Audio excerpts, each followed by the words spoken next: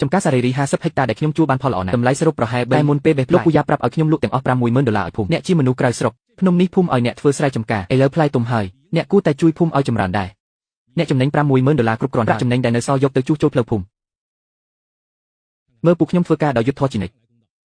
បើចុះហត្ថលេខាអ្នករាល់គ្នានឹងបានប្រយោជន៍ខ្ញុំមកមើលឯកសារមួយចំណងជើងជាអក្សរខ្មៅធំខ្ញុំមិនបានមើលលម្អិតទេមើលត្រង់តម្លៃខាងក្រោមភ្លាមតម្លៃទិញ$12ក្នុងខ្ញុំមើលតម្លៃហើយសាច់មិនឈប់ពូសរសេរថា$12ក្នុង1គីឡូមែនទេភូមិជួយលក់ឲ្យ$12មិនតិចទេឥឡូវផ្លែជេរីថ្នាក់ទាបក៏លក់បាន$30ដែរផ្លែខ្ញុំជាពូជរុស្ស៊ីក្នុងផ្ទះកញ្ចក់គ្រប់គ្រងសេតុនគួរឲ្យតម្លៃ$12ចង់ទិញផ្លែសារីរីឬចង់ទិញតែប្រអប់ផ្លែបន្ទប់ស្ងាត់មួយផ្លែបរោះសក់លឿងស្រែកដាក់ខ្ញុំថាលីម៉ុក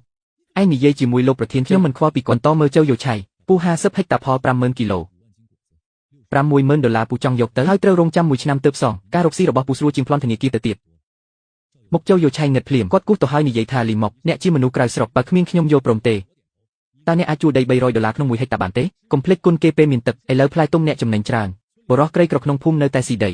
ខ្ញុំបង្កើតសហគមន៍នេះដើម្បីយកផ្លែរបស់អ្នកទៅបង្កើតម៉ាក់ភូមិយើងជួយភូមិឲ្យចម្រើនគាត់និយាយកាន់តែខ្លាំងដូចជាខ្លួនឯងជាមនុស្សល្បីល្បាញអ្នកចំណេញ$60000គ្រប់គ្រាន់ហើយចំណេញដែលនៅសល់យកទៅជួសជុលផ្លូវក្នុងភូមិ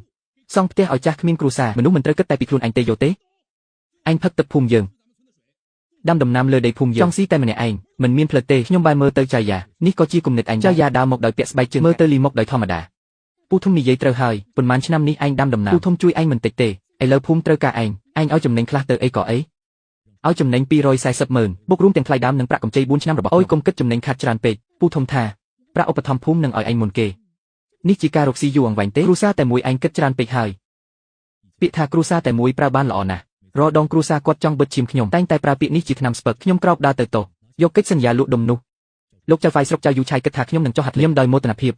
ដកបិចចេញពីហោប៉ៅឲ្យខ្ញុំតែខ្ញុំមិនយកកាន់ក្រដាស់ពីលើក្រោម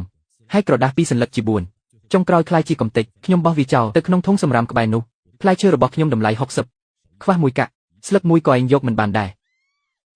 លីមកឈួតហើយឬឯងហ៊ានឲ្យកិច្ចសន្យាពូធំឯងមិនជឿថាខ្ញុំនឹងលេងលេឯងទេសរសេរលិខិតលេងលេឥឡូវនេះខ្ញុំចុះហត្ថលេខចៅយ៉ាស្ងៀមសម្លឹងមើលចៅយូឆៃសម្លឹងមើលយ៉ាងនេះកងឹតដូចព្យុះភ្លៀងលីមកឯងមិនដឹងល្អអាក្រក់ទេលោកចៅហ្វាយស្រុកឥឡូវជាសង្គមច្បាប់លោកទិញសេរីណាឯងចង់បង្ខំខ្ញុំលក់ច្រកខុសហើយទ្វារនៅខាងក្រោយមិនដឹងជូនទេសង្គមច្បាប់នឹងចៅយូឆៃស្រាប់តែញឹមធំញឹមនោះផ្សំនឹងថ្មិញលឿងខ្មែររបស់មានក្លិនអំនួតអ្នកភូមិធំអញ្ចឹងខ្ញុំនឹងបង្រៀនឯងនៅភូមិកៅឈៀងនេះខ្ញុំចៅយូឆៃជាច្បាប់គាត់ដកវិទ្យុចេញពីកាបូបចុចប៊ូតុងនិយាយឡៅឆេនទីមភ្លើងចុះប្រធានស្ទើរតែភ្លាមសំឡេងផ្ទុះតូចមួយពីក្នុងចំការនោះជាសំឡេងត្រង់ស្វភ្លើងធ្លាក់ខាងក្រោយចំការម៉ាស៊ីនឧស្សាហកម្មដែលបន្ទប់ត្រជាក់500ម៉ែត្រការ៉េឈប់ដំណើរការ